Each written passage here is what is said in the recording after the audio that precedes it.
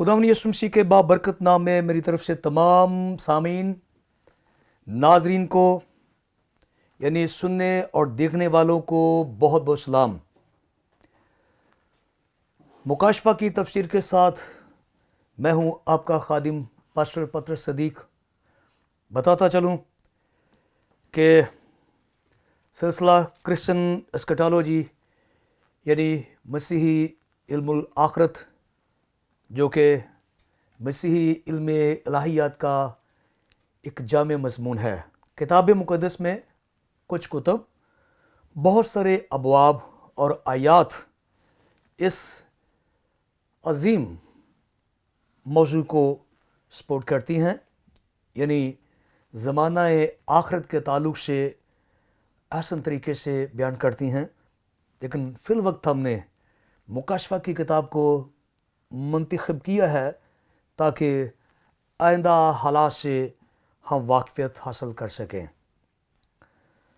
तो नाज़रीन, अगर आप बाकायदगी के साथ मुकाशफा की तफसीर देख रहे हैं, सुन रहे हैं, समझ रहे हैं, तो आपको याद होगा कि अब तक हम मुकाशफा की किताब के दूसरे बाब की 7वीं आयत मुक़द्दसा तक सीख चुके हैं और आज फिर हम मुकाशफा की किताब के दूसरे बाब की चंद बातें बड़ी तफसील के साथ सीखेंगे। तो मैं आपके लिए आज फिर 7वीं आयत मुक़द्दसा तिलावत करूँगा, जो कुछ इस तरह से है। जो गालिब आए मैं उसे उस ज़िंदगी के दरख्त में से जो खुदा के फिरदौस में है फल खाने को दूंगा। खुदा के कलाम का पढ़ा जाना हमारे लिए बरकत का बायस हो। आमीन। आइए दुआ मांगे। कादिर मुतलक खुदा, सारा जलाल सारी इज़्ज़त तेरे कदूस बाबरकत नाम को मिले। हम तेरे नहायत शुक्रगुज़ार हैं जिसने हमें मौका फ़राहम किया कि हम तेरे मुक़द्दस कलाम को सीखें, समझें और बरकत पाएँ। खुदावंद खुदा, मैं अपने आप को तेरे कदूस बाबरकत और ज़ख्मी हाथों में देता हूँ। ये सारा कुछ तेरे फजल के सबब से मुमकिन है। कोई भी शख्स अपने इल्म, ताकत, जहन से तेरे कलाम को बयान नहीं कर सकता, चूँकि ये रूहुल कुद्दस की कुदरत से लिखा गया, तेरे दम से, तेरे सांस से लिखा गया, इसलिए कोई इंसान अपने जहन से बयान नहीं कर सकता। इसी तरह मैं तमाम सुनने वालों को, देखने वालों को तेरे कदूस हाथों में देता हूँ। यीशु के नाम के सबब से ए खुदा तफहीम, अकल अता फरमा ताकि तेरे कलाम को समझें और बरकत पाएँ। और अगर इस वक्त सुनने वालों में, देखने वालों में से कोई शख्स बीमार है, कमज़ोर है, लागर है, डिप्रेशन का शिकार है, खौफ का शिकार है, यीशु के कदूस नाम से फिल फौर शिफा पा जाए ताकि उसके समझने में कोई रुकावट बाकी ना रहे, मसीह खुदा के वसीले से। आमीन। तो नाज़रीन, अगर आप बाकायदगी के साथ मुकाशफा की तफसीर देख रहे हैं, सुन रहे हैं, समझ रहे हैं, तो 7वीं आयत मुक़द्दसा में से हमने बहुत ख़ास और ख़ूबसूरत और हयात बख्श बातें सुनी और देखी, जिसमें हमने देखा गालिब आना क्या होता है और फिर ज़िंदगी का दरख्त दर हकीकत क्या है। और किताब पैदाइश के पहले बाब में ज़िंदगी के दरख्त का तज़किरा किस तनाज़ुर में किया गया है और फिर किस तरह से आदम इस ज़िंदगी के दरख्त से महरूम हो गया और चाहने के बावजूद भी वो इस दरख्त के पास नहीं जा सकता था जो किसी ज़माने में उसे बिल्कुल हासिल था और बिला रोक टोक वो इसमें से फल खा सकता था। और फिर हमने सीखा कि ग़ालिबन 4000 साल तक ये ज़िंदगी का दरख्त जो है वो इंसान की दस्तरस, उसकी पहुँच से दूर रहा। और फिर हमें एक आवाज़ सुनाई दी और वो ये आवाज़ थी कि वो ज़िंदगी का दरख्त खुदावंद यीशु मसीह नासरी है और उसने یوں اس کا تذکرہ کیا کہ میں اس لیے آیا ہوں کہ وہ زندگی پائیں اور کثرت سے پائیں، اور پھر اس نے کہا کہ میں زندگی کی روٹی ہوں، جس میں سے کھائے گا وہ نہ مرے گا، وہ زندگی کا پانی ہے جو پیے گا اب تک جیتا رہے گا۔ ناظرین، یہ ساری تشبیہات ہیں، حقیقتاً یسوع مسیح ناصری ہے جو زندگی کا درخت ہے، حقیقتاً یسوع ناصری ہی زندگی ہے۔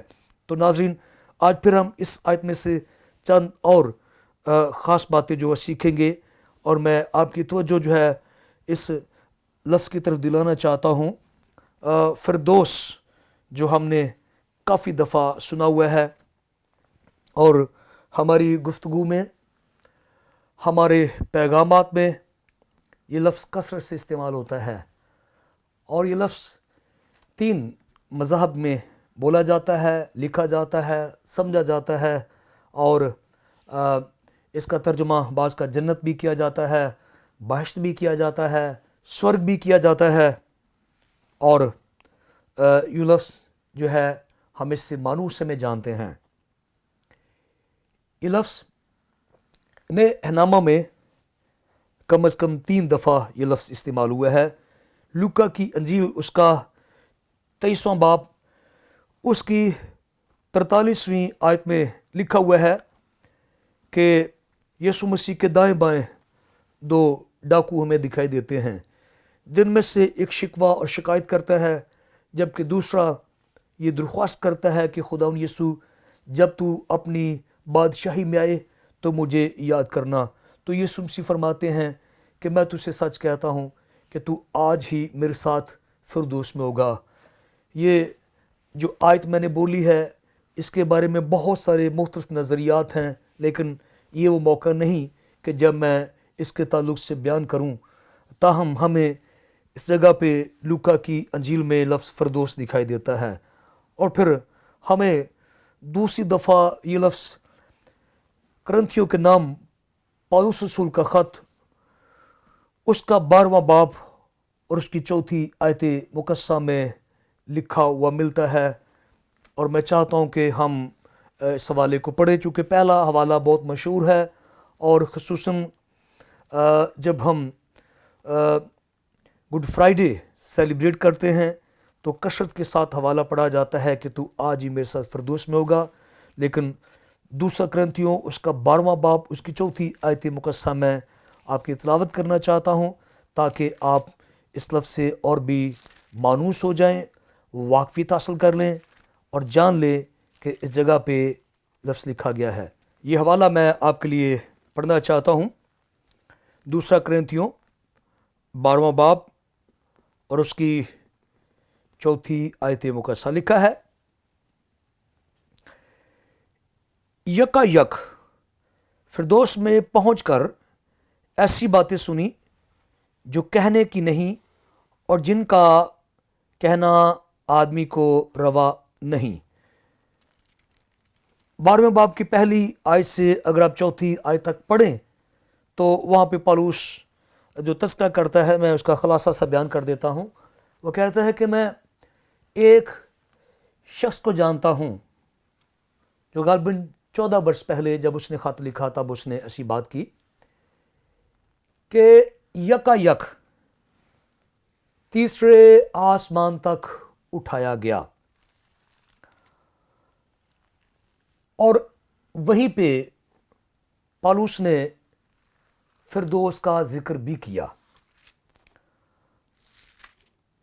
اچھا ہوگا کہ تھوڑی سی ہم یہ بھی واقفیت حاصل کر لیں کہ پالوس نے جگہ پہ جو تیسرے آسمان کا ذکر کیا ہے، میں چاہتا ہوں کہ ہم اس کے بارے میں بھی جانیں تاکہ کوئی غلط فہمی ہمارے آڑے نہ رہے۔ میں چاہتا ہوں کہ دوبارہ میں آپ کے لیے پھر یہ والا تلاوت کروں۔ میں سمجھتا ہوں کہ آپ کے ذہن میں یہ سوال جو ہے انگڑائیاں لے رہا ہے کہ یہ تیسرے آسمان کا جو کانسیپٹ ہے، یہ تھیوری کیا ہے۔ تو ناظرین، میں آپ کے لیے پڑھنا چاہتا ہوں دوسرا کرنتھیوں اس کا 12واں باب اور اس کی 3 آیت مقدسہ تک، کیونکہ 4 ہم پڑھ چکے ہیں۔ لکھا ہے، مجھے فخر کرنا ضرور ہوا اگرچہ مفید نہیں، پس جو رویا اور مکاشفے خداوند کی طرف سے عنایت ہوئے ان کا میں ذکر کرتا ہوں۔ میں مسیح میں ایک شخص کو جانتا ہوں جو 14 برس ہوئے یکا یک تیسرے آسمان تک اٹھا لیا گیا۔ نہ مجھے یہ معلوم ہے کہ بدن سمیت، نہ یہ معلوم ہے کہ بغیر بدن کے، یہ خدا کو معلوم ہے۔ میں یہ بھی جانتا ہوں کہ اس شخص نے بدن سمیت یا بغیر بدن کے، یہ مجھے معلوم نہیں، خدا کو معلوم ہے۔ تو ناظرین، تیسرے آسمان کا جو کانسیپٹ ہے یا تھیوری ہے، یہ خیال ہے، یہ پہلی دفعہ میں کرنتھیوں کے خط میں ملتی ہے، جس کو ہم اس طرح سے بیان کر سکتے ہیں کہ پہلا جو آسمان ہے فضا کا آسمان ہے، جہاں میں اور آپ چلتے پھرتے ہیں اور سانس لیتے ہیں۔ دوسرا آسمان جہاں پہ سورج چاند ستارے یعنی اجرام فلک ہمیں دکھائی دیتے ہیں۔ تیسرا آسمان جو عرش مولا، خدا کی سکونت گاہ یا خدا کا تخت ہے۔ تو پولس ہمیں یہ بیان کر رہا ہے کہ وہ فردوس ہے جہاں میں پہنچا۔ تو دوسری دفعہ ہمیں یہاں پہ لفظ فردوس دکھائی دیتا ہے۔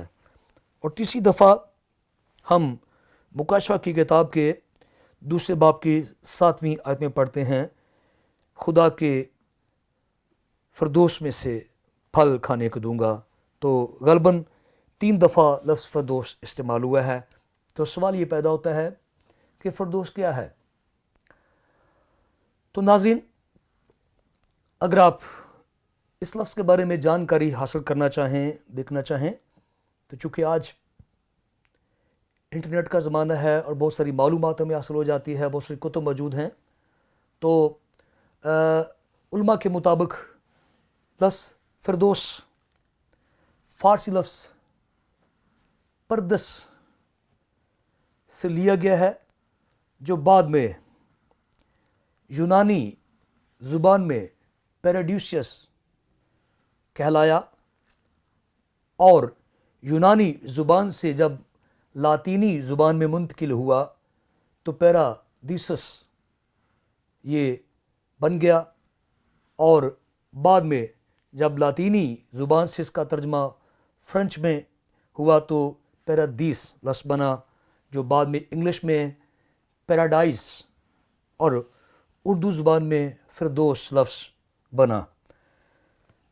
اور یہ ایک دلچسپ حقیقت ہے کہ عہد عتیق میں ہمیں لفظ فردوس دکھائی نہیں دیتا، اس کے متبادل ہمیں باغ خدا، باغ عدن، خدا کا باغ، اس طرح کے لفظ دکھائی دیتے ہیں۔ فارسی زبان کے اس لفظ کا بنیادی جو معنی ہے وہ باغات، شاہی باغات اور پارک وغیرہ پائے جاتے ہیں۔ جب فارسی لوگ باغات، پارک بناتے تو ان ساری پراپرٹیز کو وہ پردس لفظ کے نام سے جانتے تھے۔ اور جس زمانہ میں یونانیوں نے فارسیوں کو فتح کیا، اور جب انہوں نے ان باغات کو وہ پھل، پھول، خوشبوئیں، باغیچے خوبصورت دیکھے، پیراڈیسیس لفظ انہوں نے استعمال کیا، جیسے میں نے ابھی بتایا کہ وہ آگے چل کر ہمارا فردوس لفظ جو ہے وہ بن گیا ہے۔ تو ناظرین، میں بتانا چاہتا ہوں کہ عہد عتیق میں یعنی پرانے اہنامہ میں لفظ فردوس کی بجائے باغ خدا استعمال ہوا ہے۔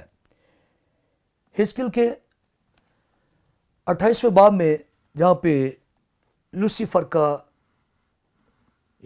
ابلیس کا تذکرہ کیا جاتا ہے، جس زمانے میں وہ ابھی نافرمان نہیں ہوا تھا، تو وہاں اس کے لیے یہ الفاظ استعمال ہوئے ہیں کہ تو باغ خدا میں چلا کرتا تھا۔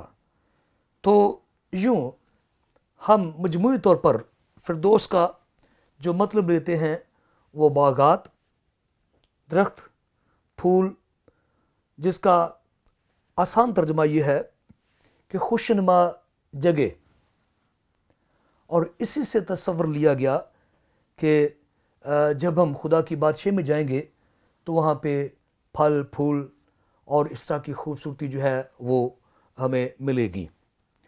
اور عہد عتیق میں چونکہ میں نے بتایا کہ یہ لفظ استعمال نہیں ہوا, تو باغ عدن چونکہ فردوس کا سا وہ سارا منظر پیش کرتا ہے جہاں پہ انتہائی اطمینان, ایسی خوشی, ایسا سکون, خدا کی ایسی حضوری جس کا کوئی نامل بدل نہیں پوری دنیا کے اندر, تو اسے گویا فردوس ہی کہا جا سکتا ہے جو خدا کا باغ تھا.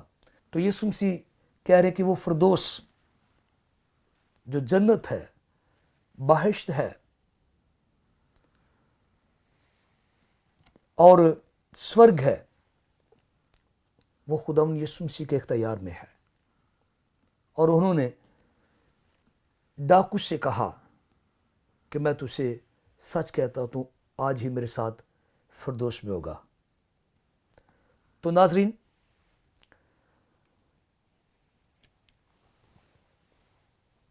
ہم الفاظ کی روح سے یہ جان چکے ہیں کہ مختلف زبانوں میں یا مختلف مذاہب میں فردوس کو مختلف الفاظ سے یاد کیا جاتا ہے, اور اس کا جو بڑا مطلب ہے وہ خدا کی بادشاہی ہے. گو نئے اہنامہ میں فردوس جو ہے وہ جنت کی طرف اشارہ ہے, آسمان کے اس ماحول کی طرف اشارہ ہے. لیکن جب ہم پوری کتاب مقدس میں اس کا مطالعہ کرتے ہیں تو حقیقتاً اس کا بہت سارا تعلق جو ہے وہ زمینی حقائق سے ہے. جب ہم نئے اہنامہ کا باریک بینی سے مطالعہ کرتے ہیں تو پھر ہمیں خدا کی بادشاہی کا, خدا کے تخت کا, آسمان کے شہر کا, نئے یروشلم کا, خدا کے گھر کا زیادہ تذکرہ ملتا ہے. جیسے یوحنا کی انجیل کے غالباً 14ویں باب میں لکھا ہے کہ میرے باپ کے گھر میں بہت سارے مکان ہیں. تو باپ کا گھر ہی فردوس ہے. تو روحانی معنوں میں فردوس کا مطلب ہے خدا تعالیٰ کی حضوری, اس کی شخصیت کی پوری معموری, اس کی رہائش گاہ جہاں پہ وہ رہتا ہے. روحانی معنوں میں ہم کہہ سکتے ہیں کہ جہاں ہمارا خداوند ہے, جس زندگی میں خدا بسیرا کرتا ہے, جس زندگی میں روح القدس ہے, یسوع مسیح ہے, وہ فردوس ہے. اور ہم ان الفاظ کا اس طرح سے بھی ترجمہ کر سکتے ہیں کہ جو وہ حیات ابدی کا پھل کھاتا ہے, جو یسوع مسیح کو اپنا چکا ہے, وہ فردوس میں رہتا ہے. اور پولس نے کرنتھیوں کے خط میں غالباً اسی فردوس کا تذکرہ کیا. جتنی مصیبتیں ہم پر آتی ہیں ان سب میں میرا دل خوشی سے بھر جاتا ہے. چونکہ فردوس کے بارے میں کچھ مادی تصورات بھی موجود ہیں تمام مذاہب کے اندر. فردوس سے مراد کچھ لوگ لیتے ہیں کہ کوئی ایسی جگہ ہے جہاں ہم ایک ایسی زندگی بسر کریں گے جو زندگی کی نعمتوں سے معمور ہوگی, سونا چاندی کثرت کے ساتھ ہوگا, اور بھی بہت ساری ایسی چیزیں ہوں گی جو ایک طرح سے ہمیں عیش و نشاط بھی عطا کریں گی. لیکن از روئے بائبل فردوس کا بنیادی مقصد خدا تعالیٰ کی پاک حضوری ہے. اور اگر خداوند تعالیٰ کسی کی زندگی کے اندر ہے تو بھلے حالات کیسے بھی ہوں وہ فردوس کی فضا میں رہ رہا ہے.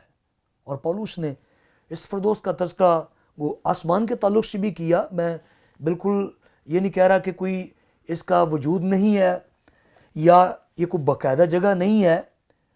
فردوس, جنت, بہشت, سورگ, یہ باقاعدہ طور پر یہ جگہیں ہیں, ان کا باقاعدہ وجود ہے, ایگزسٹ کرتی ہیں, میں انکار نہیں کرتا.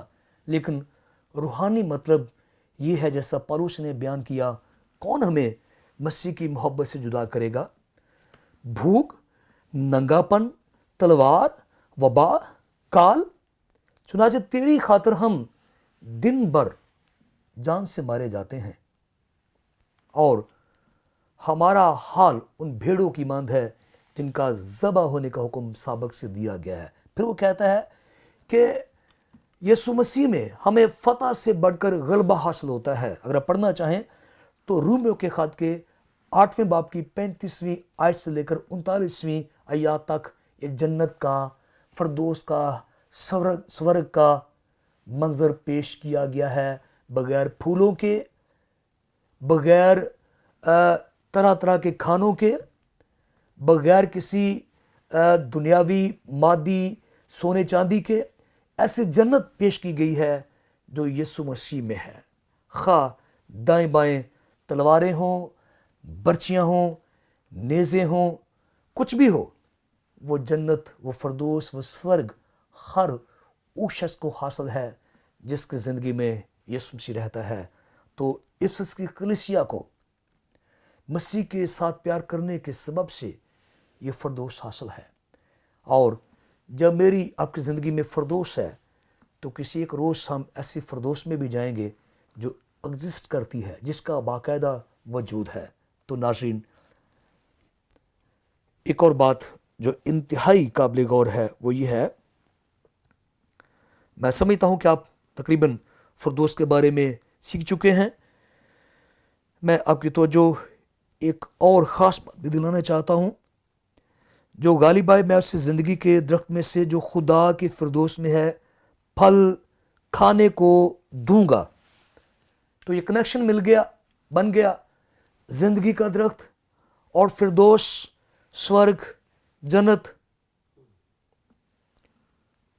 آسمان میں ہے، خدا کے اختیار میں ہے۔ تو اس میں سے یسوع مسیح کہتا ہے میں پھل دوں گا۔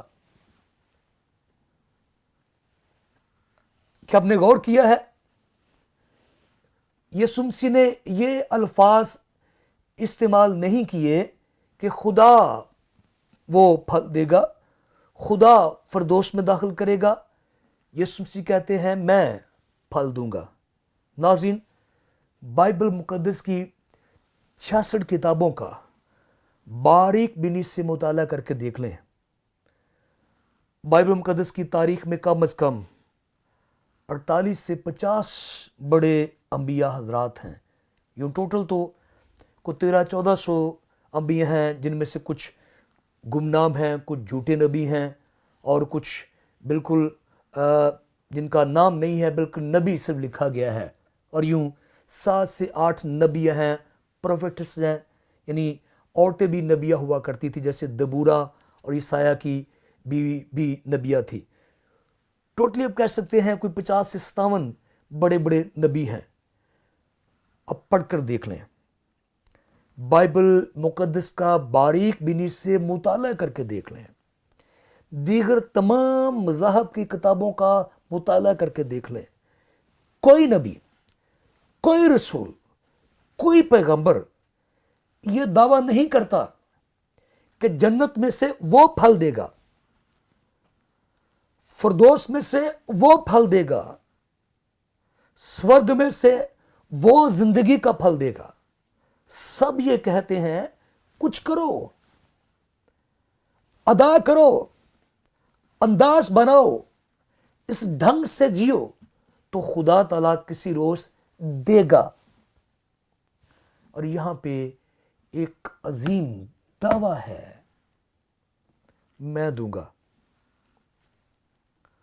اور سابق سے بھی میں آپ کو بتا چکا ہوں اور پھر دہرانا چاہتا ہوں، ہم نے لوکا کی انجیل میں بھی یہ حوالہ دیکھا کہ میں تجھ سے سچ کہتا ہوں تو آج ہی میرے ساتھ فردوس میں ہوگا۔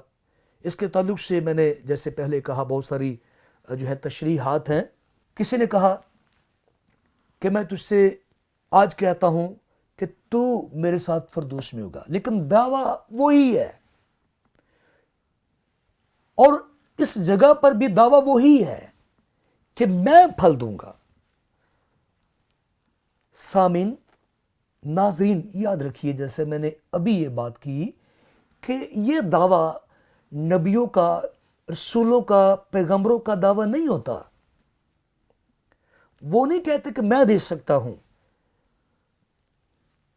ہم نے تفصیل کے ساتھ دیکھا کہ उस दरख्त पर तो पहरा लगा हुआ है, बाउंड्री बनी हुई है, आतशी फरिश्ते वहां पे मौजूद हैं, तलवारें लिए हुए हैं। तो यीशु मसीह कहता है कि उस दरख्त में से मैं फल दूंगा। तो ये कौन है? कौन है जिसे इतना इख्तियार है? अगर आप किताब मुक़द्दस का बारीक बिनी से मुताला करें और किताब खरूज का मुताला करें, बल्कि खरूज की किताब से लेकर इस्तिस्ना की किताब तक आप मुताला करें, तो मूसा के बारे में जो बयानात हैं, जो हक़ाइक़ हैं, जो सच्चाइयाँ हैं, जो इसकी खिदमत हैं, उनका कोई नामल बदल नहीं है। शायद एक नबी इस तरह से खुदा के साथ रूबरू बोला हो, शायद ही कभी किसी नबी ने खुदा के साथ इस तरह का ख्याल शेयर किया हो कि खुदावंद ताला इस ख्याल को तर्क कर जो तूने बने इसराइल के खिलाफ बांधा है कि तूने बर्बाद करना चाहता है। खुदा ने पता क्या वहां पे कहा है? मूसा मुझे छोड़ दे। हम बखूबी जानते हैं, मानते हैं खुदा लामहदूद है, वो किसी के कब्जे में नहीं है, कोई पकड़ नहीं सकता। तो कैसे मूसा ने खुदा को पकड़ लिया?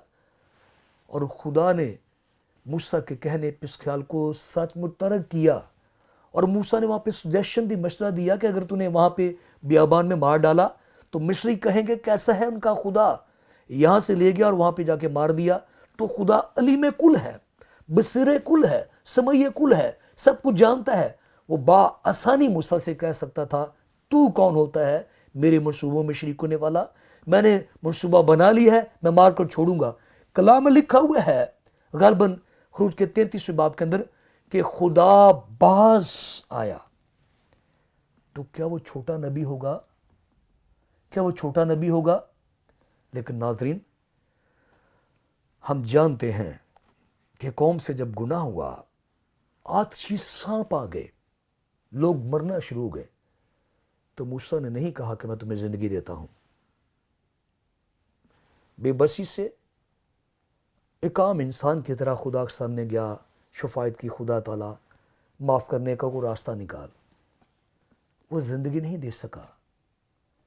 जो समुंदर खोले, जो खुदा से 40 दिन के लिए बातें करे, जिसके चेहरे पे खुदा का नूर आ जाए, जो 10 आफात मिस्र में लाए खुदा की कुदरत के सबब से, जिसके अस्से से चट्टान से पानी निकले, जिसकी क़यादत में आसमान से मन बरसे, वो ये नहीं कह सका सांप डस रहे हैं मैं ज़िंदगी देता हूँ।